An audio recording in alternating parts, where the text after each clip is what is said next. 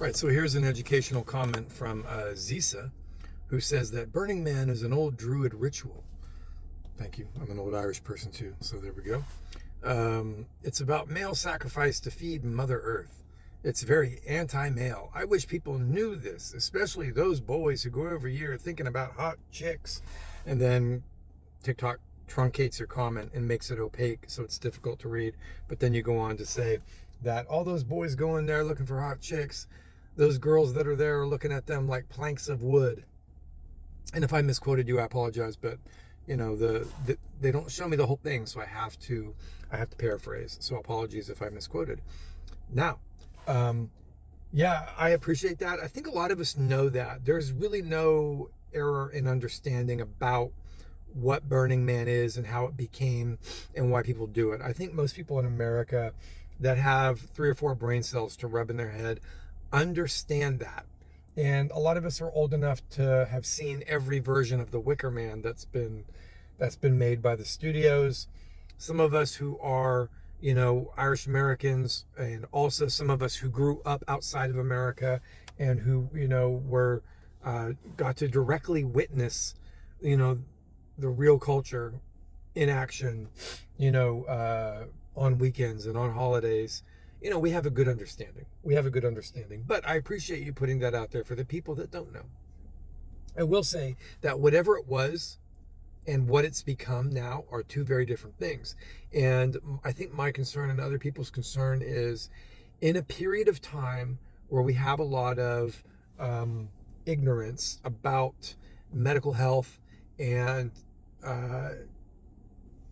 you know, sexually transmitted diseases and things of that nature, it is concerning to see that an organized part of Burning Man is having an orgy and having a full-on basic free brothel, and to the point where people are organizing to make sure that we have enough mattresses and enough space for everybody to start fucking, right? That's problematic, because in the East Coast, in Pennsylvania, Philadelphia, they had a massive outbreak of HIV and AIDS. And they also had, you know, all throughout the United States, chlamydia, gonorrhea, herpes, all the versions of it, right? All the versions of it are on a massive surge, right?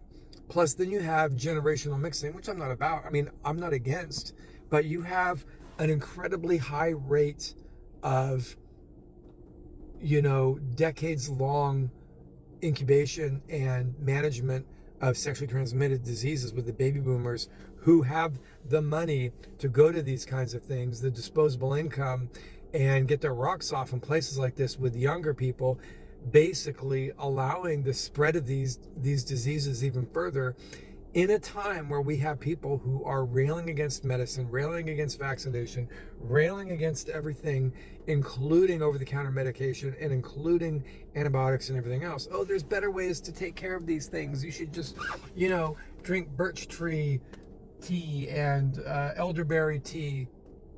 And, you know, I'm all for holistic medicine and I'm all for holistic healing. But, you know, when we're having the plague come back, when we're literally having people having outbreaks of the plague up in Lake Tahoe, which isn't far from there, like what is the general public supposed to say when they see things? I know that there's a bunch of people in the comments saying, oh, God is coming back, God is wiping them out, oh, Jesus is doing this stuff. Let me tell all those people, God ain't doing anything about that. God doesn't give 2 rats' ass about people and communicable diseases and fornication. He does not, because he allows all these other things to go on, like the bombing of cities and towns and children, you know, innocent children to be killed all over the globe, and he's absent in that. And if you think he's just gonna, oh, well, he cares about people fucking out in the desert in a wet toilet of a Dust Bowl area, he doesn't know. That's not what's going on. This is called free will and consequence of action. That's what it is.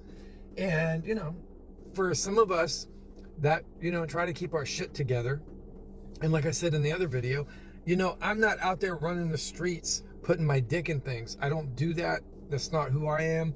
And most people I know are not like that.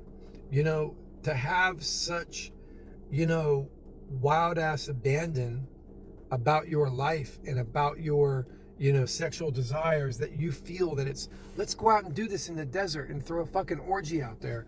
Like, I'm just beside myself. I'm beside myself on the behavior level. I'm beside myself on the communicable disease level. I'm beside myself when we read every day that, these biofarm companies are saying that it's getting harder and harder and harder to keep coming up with stronger antibiotics and stronger antiviral medication to treat these things. Yeah, so that's what it is. Most normal people are just perplexed by this kind of behavior. I'm not really perplexed nor care about whatever the religious implication is, and the religious fervor that is brewing in all of these videos and comments that I'm seeing. I could, that's not my concern. You know, those things always occur in people's minds and will continue to. But, it's the lack of belief in medical science coupled with the wild ass abandon that's out there in the general public. And then it's like, I come from a family who's most of my family work in the medical field.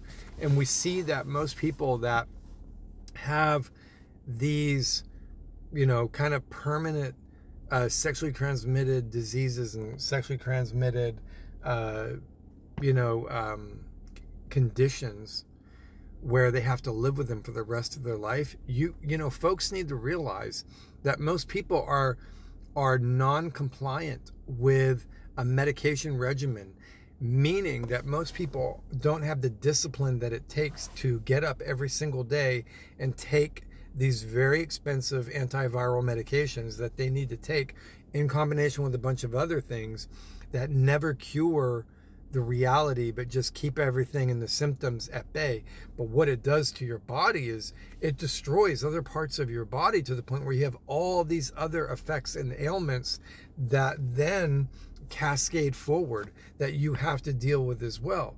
And most people will tell you, who are down the road on these things, that have to take this medication every day, they regret all of it. And they wish that people had told them better. And most people just think everything, oh, it's fine, I can take pills for it. They got pills to cure it. No, they don't. No, they don't. They have medicine to put you on to keep you somewhat normal, but you're going to slowly get sick from it. Yeah, that's how wild it is. All right, anyways.